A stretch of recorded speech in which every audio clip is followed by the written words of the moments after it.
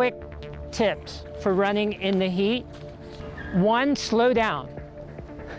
I mean, it's really that simple. There's all kinds of data out there about marathoners and their times as the heat goes up.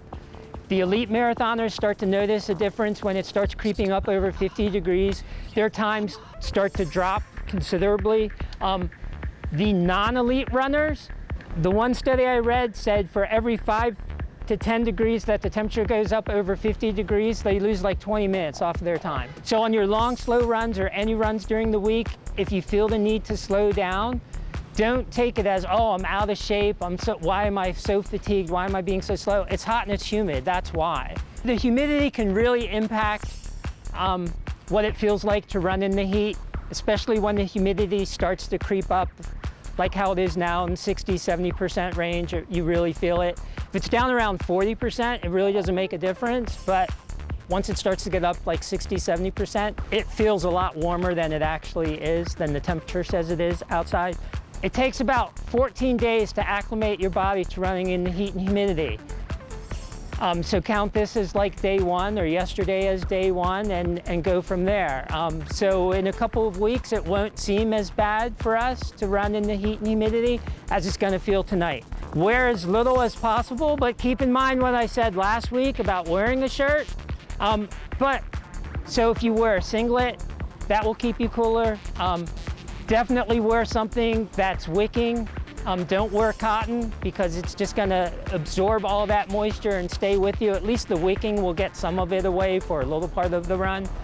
Watch your alcohol and meds. So in other words, don't drink and take your meds right before you run. Like antihistamines will dehydrate you. I never take antihistamines before a run in the summer because I know it will dehydrate me. Drink early and often. There was a study that they did in New Zealand with runners who would drink an icy drink before running in the heat, and it lowered their core temperature before they went out to run, and they were able to run longer than the runners who didn't have an icy drink.